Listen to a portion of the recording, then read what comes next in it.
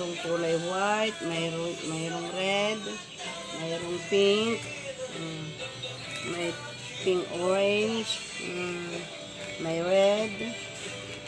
Saka ito po yung moms na pink. Saka yung rose po na yellow. Saka ito po yung yellow orange. Bago po ito. Ito pa po mga kulay ng mga moms. Yan, di pa nagbuka. Saka yun yung red pink na rose. Saka ito yellow pink na moms. Saka ito yung mga paninda ko na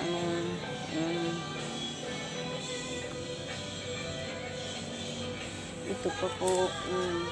Yan. Ito pa po mga paninda ko. Mga bulaklak. Ayan mga moms. May yellow, may white, may maroon, may yellow orange. Yan yellow. Mga iba hindi pa pumumuka. Yan may violet siya. Ay naputol na yung iba. Ito po yung mga pink na roses. Nagagli pala itong kulay. Yan. Mga moms. Moms roses. Yan po white. Yung mga mahilig po sa white. Ito po. Ang gaganda po.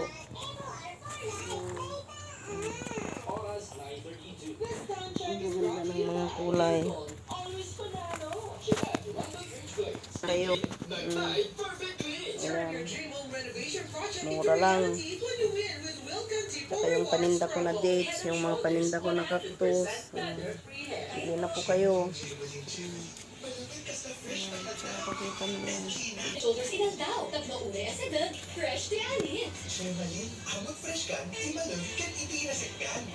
Biyahe na naman sa init. Nakakawala ng freshness. Sa new Surf Fat Con with Sunbloom Technology, basta naalawan, nag-bloom ang bango ng damit.